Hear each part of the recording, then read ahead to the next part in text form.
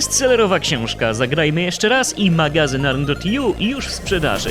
Każdy zakup wspiera działanie naszej redakcji. LEGO Star Wars The Video Game odniosło wielki sukces. Dlatego tylko kwestią czasu wydawało się stworzenie kontynuacji osadzonej w realiach klasycznej trylogii George'a Lucasa. Równie ciepło przyjęty został przez Was nasz poprzedni materiał o pierwszej klockowo-gwiezdnej przygodzie. Zatem nie mogliśmy odpuścić sobie dalszej wędrówki po odległej galaktyce. Zapraszamy na pokład. Chewie, odpalaj silniki!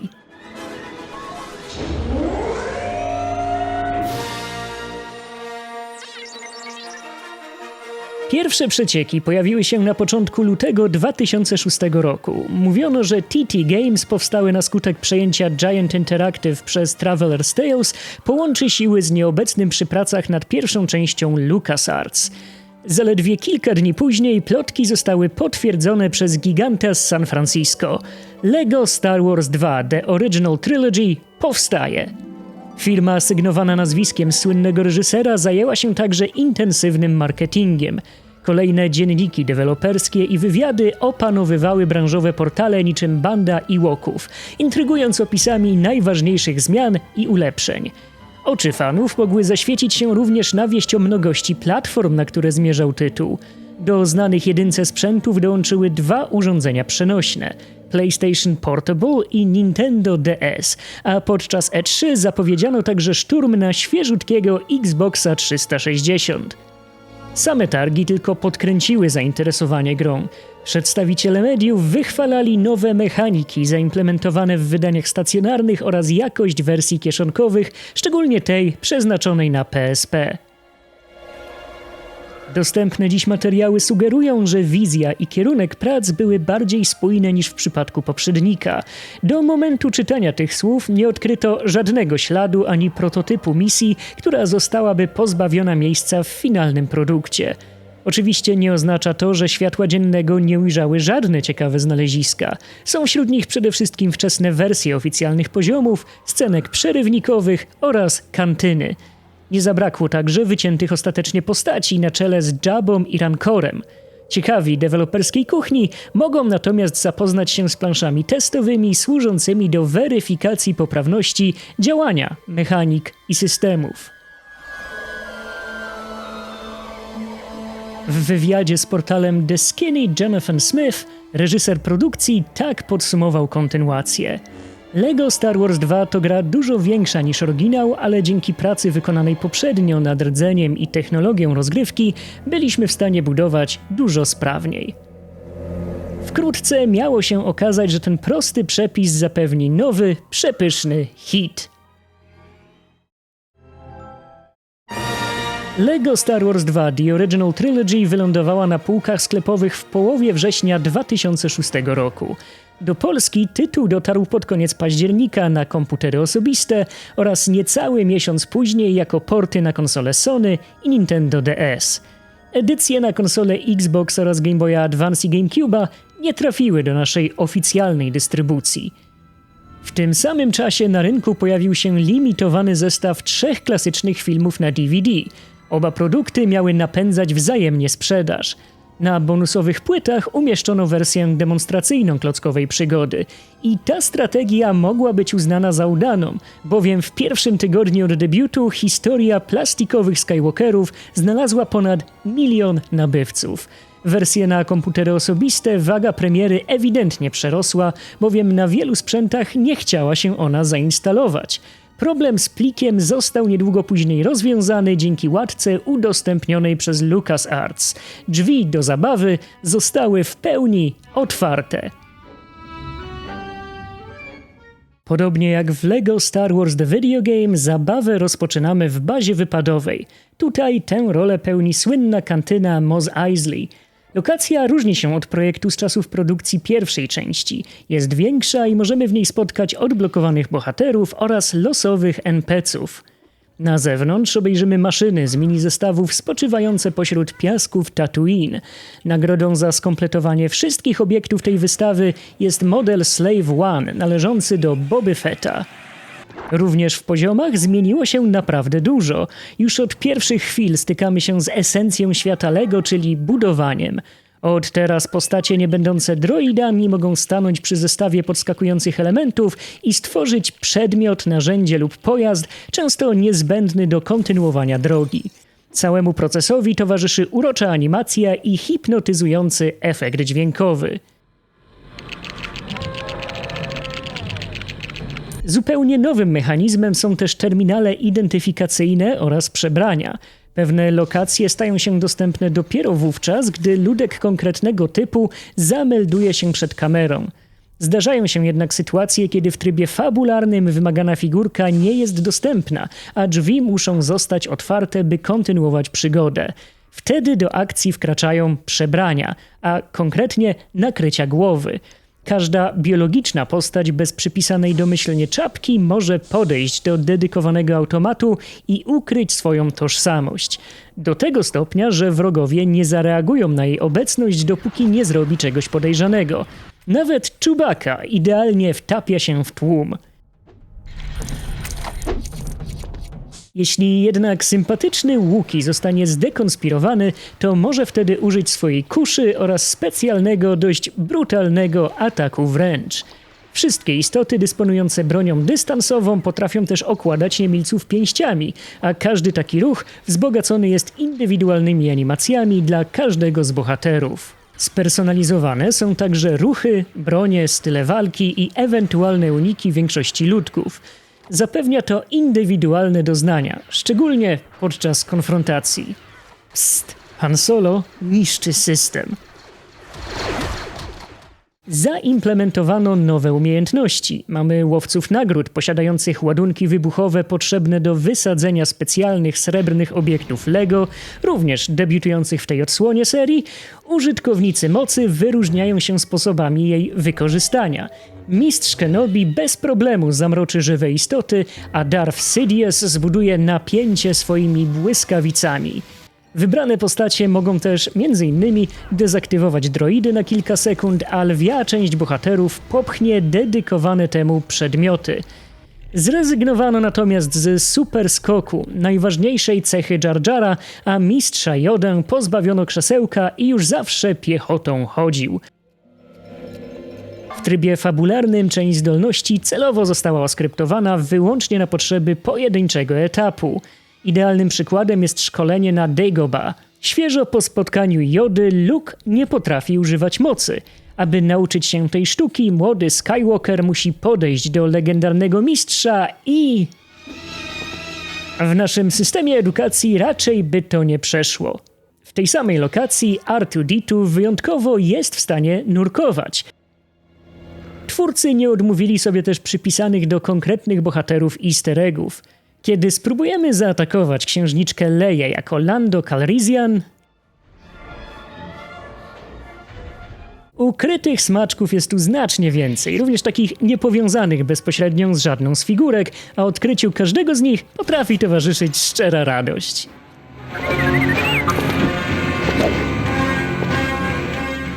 Do postaci jeszcze wrócimy, ale teraz czas zająć się poziomami i nowymi systemami. Na początek złote klocki.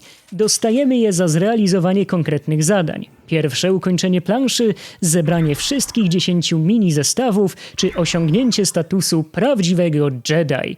Ciekawostka, LEGO Star Wars 2 jest pierwszą i jedyną produkcją brytyjskiego studia na sprzęty stacjonarne wymagającą zapełnienia paska monet dwukrotnie, raz w rozgrywce fabularnej i raz w dowolnej. Złote klocki nie są jedynie bierną znajdźką, przy ich pomocy budujemy bramy do bonusowych plansz. Każdy epizod oferuje 2 takie poziomy, jeden standardowy i jeden za sterami pojazdu powstałego ze skompletowania mini zestawów. W obu przypadkach celem jest zgromadzenie 1 000 000 monet w narzuconym limicie czasowym. Oparta o standardowy dla serii tryb kooperacji opcja zabawy w 2 osoby wzbogaca tę rozgrywkę o element rywalizacji. Wygrywa pierwszy gracz z wymaganą kwotą na koncie. Dostajemy także super historie, pozwalające przejść wszystkie rozdziały danego filmu w ramach jednego posiedzenia. Niepowiązane z konkretnymi częściami oryginalnej trylogii są misje dla łowców nagród. Po zakupie wszystkich przedstawicieli tego szlachetnego zawodu, sam Jabba zaprasza nas do specjalnego pomieszczenia i proponuje udział w 10 polowaniach. Podczas takiej wyprawy mamy 3 minuty na dotarcie do poszukiwanego. Pomyślne przebrnięcie przez każdą z wymienionych aktywności nagradza nas kolejnym złotym klockiem. Wyjątkiem jest podróż do Lego City. Tu również musimy zapracować na miano milionera, tym razem we własnym tempie, ale za sukces nagrody nie dostajemy. Marzących o szybkim bogactwie czeka jednak rozczarowanie. Po zakończeniu misji zebrana mamona przepada. Komplet złotych klocków pozwala stworzyć nagrodę w postaci niewyczerpanej fontanny monet. Wydaje się fajne, ale biorąc pod uwagę, że na tym etapie zabawy mamy odblokowane już praktycznie wszystko, to kwestia przydatności tego wynalazku pozostaje dyskusyjna. Co ciekawe, wczesny build z konsoli PlayStation 2, datowany na 13 czerwca 2006 roku, prezentował rozwiązanie, zgodnie z którym złote klocki są wymagane również do uzyskania dostępu do finałowych leveli każdego filmu.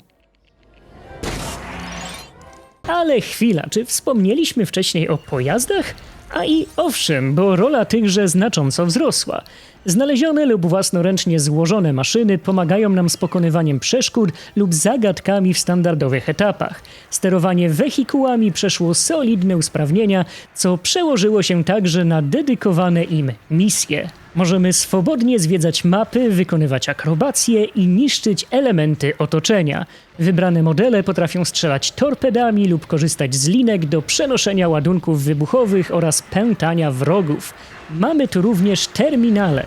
Tak jak w przypadku plansz chodzonych, otwierały one drzwi wyłącznie przed wskazaną klasą postaci lub figurką w odpowiednim przebraniu, tak tym razem musimy wykorzystać maszynę konkretnego typu, najczęściej klasy imperialnej. Za ich sterami zasiądziemy w grze swobodnej. Zgromadzone podczas wojaży łupy przeznaczymy na pozostałe, niemożliwe do zdobycia w inny sposób złote klocki, a także podpowiedzi, postacie, pojazdy i bonusy. W sklepie obejrzymy też wszystkie przerywniki filmowe i wprowadzimy kody na figurki i wehikuły.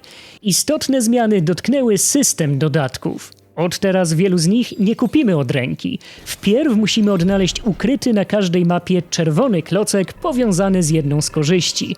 Wśród tych znalazły się chociażby Extra Toggle, pozwalający wcielić się podczas gry swobodnej w niedostępne normalnie ludki, również w zamrożonego Hana Solo, a także mnożniki monet powiększające nasz dorobek finansowy.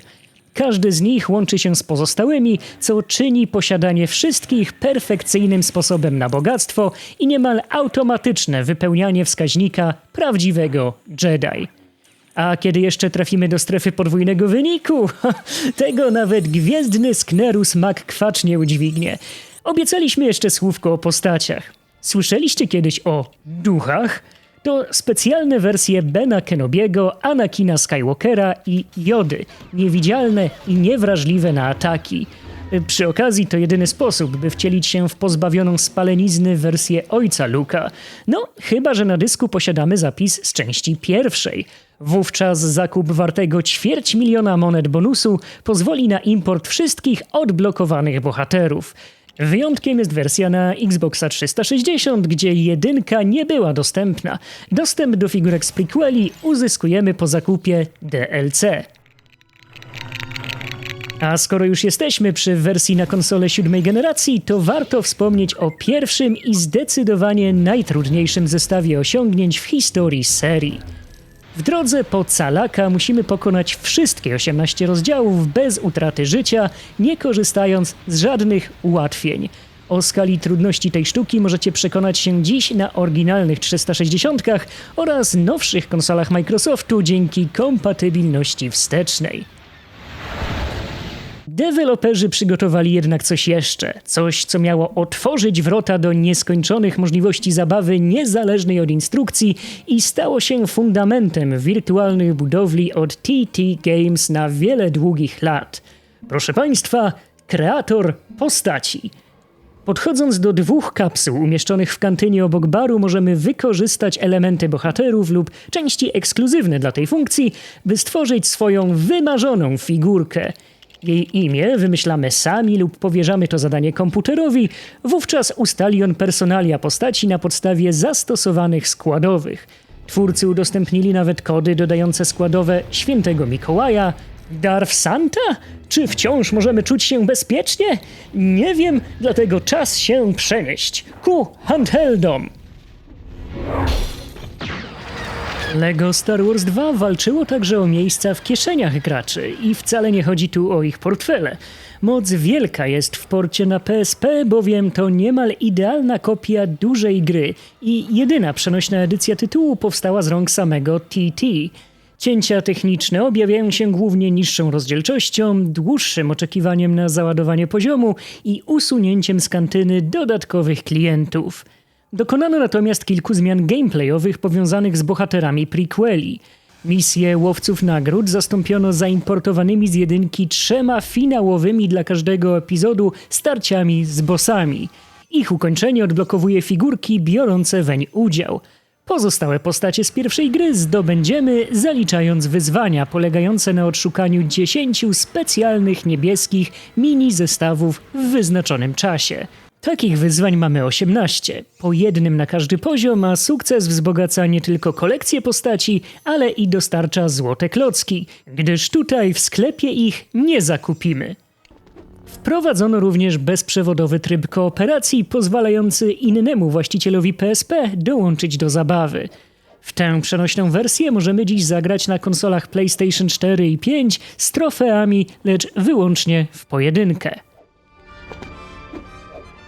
Na grunt nintendowski grę przeniosła amerykańska firma Amaze Entertainment, autorzy handheldowych konwersji kilku znanych tytułów jak The Sims 2 czy Indiana Jones and the Staff of Kings. Znani także z Windowsowych produkcji na podstawie pierwszych 3 filmów z Harrym Potterem lub drugiej i trzeciej części przygód Shreka. Posiadacze konsol Game Boy Advance znający pierwszy tytuł mogli być zaskoczeni kształtem kontynuacji. Oryginalna trylogia porzuciła garść rozwiązań poprzednika z tej platformy, kierując się w stronę jak najlepszego odwzorowania stacjonarnej edycji na malutkim ekranie. Oczywiście limity mocy są nie do przeskoczenia, dlatego skupimy się na porównaniu bohatera dzisiejszego materiału z jego poprzednikiem na handhelda Nintendo. Dostajemy skromny hub w postaci kantyny, w nim wybieramy etapy i kupujemy przedmioty.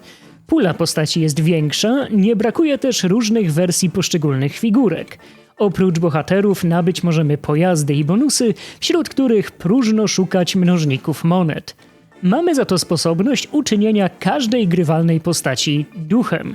Wszystkie towary nabędziemy przy pomocy plastikowej gotówki o wartości odpowiadającej głównej wersji.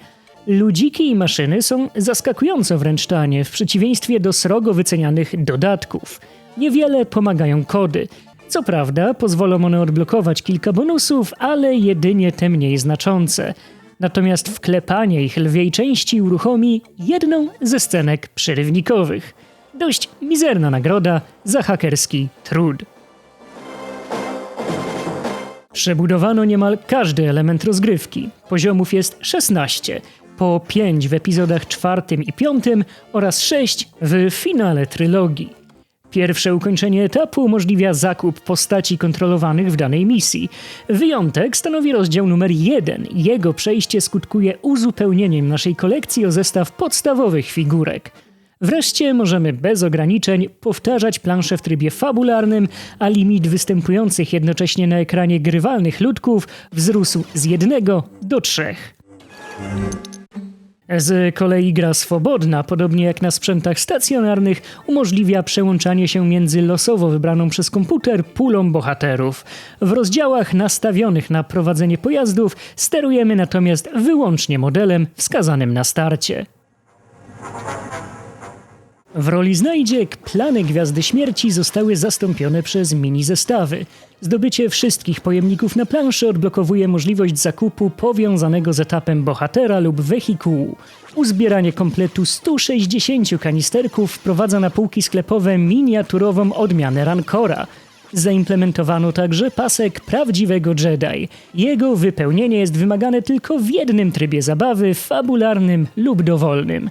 Stan zdrowia gracza wynosi klasyczne 4 serduszka, co byłoby istotnym utrudnieniem w porównaniu do 7 znanych z produkcji Kryptonite Games, gdyby nie eliminacja systemu punktów kontrolnych na rzecz standardowej, pieniężnej kary za utratę energii życiowej. Osoby szukające większego wyzwania mogą jednak skorzystać z bonusu o nazwie Sith Mode, przywracającego konsekwencje znane z poprzednika. Z map zniknęły tymczasowe ulepszenia oraz handlarze. Ruchy specjalne stały się ekskluzywne dla użytkowników mocy. Korzystanie z nich jest nielimitowane, bowiem pozbyto się paska energii. Obraz potężnych rycerzy zmienia się natomiast przy okazji budowania, czyli terminu zupełnie im obcego. Każdy Jedi bądź Sith będzie bezradny w starciu ze stertą klocków i niczym koala widzący jedzenie na talerzu nie podejmie żadnego działania. Wersja gameboyowa spełnia marzenie wielbicieli klockowych przygód, czyniąc sterowanych przez grę członków naszej drużyny realną pomocą w walce. Ataki komputerowych sojuszników wreszcie zadają normalne obrażenia, co jest ewenementem w skali całej serii, dającym omawianemu tytułowi zaszczytne miejsce w hali sław. Niestety nie obyło się bez solidnej listy braków, a nawet wad. Na sprzęcie Nintendo nie uświadczymy kooperacji, kreatora postaci i poziomów bonusowych. Nie zasiądziemy też za sterami maszyn podczas leveli do tego nieprzeznaczonych. Figurki nie potrafią atakować pięściami, a droidom całkowicie odebrano zdolności bojowe. Na dodatek gry nie da się wymaksować, przynajmniej według licznika zamieszczonego w grze, gdyż realnie jesteśmy w stanie zrobić wszystko, jednak z jakiegoś powodu zakup 2 dodatkowych pojazdów odkrywanych dzięki specjalnemu bonusowi nie wlicza się do licznika procentowego, zostawiając nas z piekielnym 99 na koncie. Szkoda.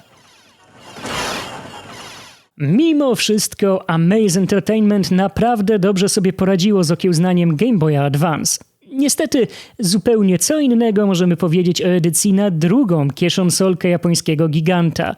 Drodzy widzowie, przed wami port gry z duńskimi klockami sygnowany marką TT Games, naznaczony najgorszą średnią ocen w serwisie Metacritic. Port wyróżniony notą 2 na 10 przez Games Radar Plus i Pocket Gamer UK. Port na konsolę Nintendo DS. Dlaczego opinie są tak negatywne? Dobrą odpowiedź stanowi tytuł recenzji jednego z użytkowników portalu Game FAQs brzmiący: cudowna gra zniszczona przez błędy. Pojawiły się też dosadniejsze opinie, ale powstrzymamy się od kopania leżącego. Co właściwie zawiodło? Na pewno nie pomysły. Edycja DS-owa jako jedyna oferuje dostęp do pełnej puli odblokowanych bohaterów w trakcie gry swobodnej i w zewnętrznej części huba, dzięki czemu możemy bez ograniczeń przebierać wśród dostępnych figurek posortowanych kategoriami. Mamy tu także najbardziej rozbudowany kreator postaci pozwalający urzeczywistnić wszystkie szalone fantazje. Grywalną figurką został nawet członek słynnego bandu z Mos Eisley. Jakby tego było mało, otrzymaliśmy także sieciowy multiplayer dla łowców nagród, oferujący tryby Deathmatch oraz Capture the Flag, gdzie rolę flagi pełni Han Solo zamrożony w karbonicie. Dostaliśmy indywidualne ataki wręcz z ikonicznym rozczłonkowaniem w wykonaniu Chewbacki na czele, obecne są mechaniki przebrań, a bohaterowie władający mieczem i mocą nauczyli się budować. Brzmi świetnie, ale sen pryska w momencie uświadomienia sobie, jak to wszystko działa. A mówiąc krótko, nie działa. Internetowe komentarze i recenzje sugerują, że produkcja była tworzona w ogromnym pośpiechu, by zdążyć na premierę pozostałych wersji oraz specjalnego wydania filmów. I to widać na każdym kroku. W grze roi się od bugów i źle zaimplementowanych rozwiązań mniej lub bardziej utrudniających, a wręcz uniemożliwiających zabawę. Szalejąca kamera, niewidzialne ściany w nieodpowiednich miejscach, brakujące i znikające tekstury czy irytujące sterowanie to tylko część atrakcji obecnych również dziś, bowiem problem został rozwiązany jedynie częściowo.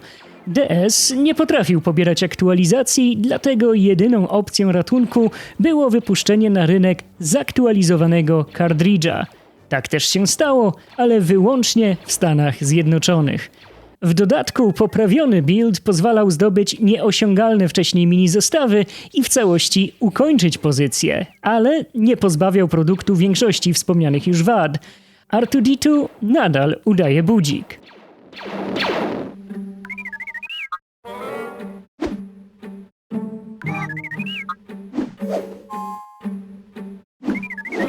Tak, ten dźwięk nie jest wklejony.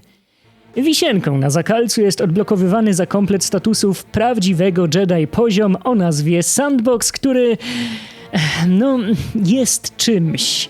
Ale co autor miał na myśli? Chętnie poznamy wasze pomysły. Kiedy Archon widzi poprawne nagranie i musi sprawdzić, czy to materiał jest popsuty, czy gra taka brzydka, to naprawdę nie jest dobrze. I kiedy wydawało się, że w materiale zobaczyliśmy już wszystko, oryginalna trylogia podbiła jeszcze urządzenia mobilne. Lego Star Wars 2 w wersji Java autorstwa Universomio można było zakupić, wysyłając odpowiednią wiadomość SMS. Taka operacja kosztowała w naszym kraju 9 zł plus VAT. Co mogliśmy otrzymać za tę cenę? Produkt nastawiony na proste zagadki z elementami walki i zbieractwa. Cały tytuł oferuje 18 króciutkich poziomów skupionych wokół akcji ratującej Leię z Gwiazdy Śmierci. Na początku sterujemy wyłącznie Luke'iem, później otrzymujemy do dyspozycji również R2-D2 i wspomnianą księżniczkę. Obie postacie rozszerzają zabawę o nowe mechaniki.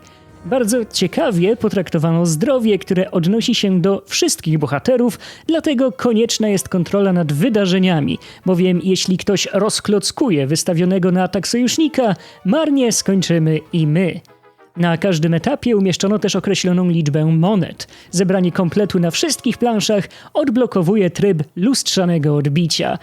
I to tylko tyle i aż tyle. Od prosta, przyjemna, mała gierka mobilna. Ani problemy z instalacją, ani fatalny port na DS-a nie powstrzymały LEGO Star Wars 2 The Original Trilogy przed podbiciem list największych hitów. Według danych z połowy 2009 roku dwójka znalazła w sumie ponad 8 200 000 nabywców na wszystkich platformach, przebijając tym samym wynik poprzednika. Tytuł otrzymał też gro nominacji i nagród, zgarniając m.in. statuetkę za najlepszy gameplay w plebiscycie BAFTA.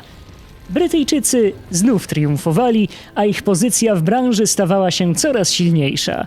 Niewiadomą były natomiast kolejne kroki TT. W końcu temat Gwiezdnych Wojen się wyczerpał, więc pewnym było, że akcja nadchodzących gier będzie toczyć się wyłącznie na łamach innych uniwersów. Prawda? Prawda? Prawda? Ale to temat na inną historię. Podzielcie się swoimi odczuciami i wspomnieniami związanymi z tytułem. Może ktoś z was doświadczył błędu instalacyjnego. Czekamy na wasze komentarze, a tymczasem do następnego.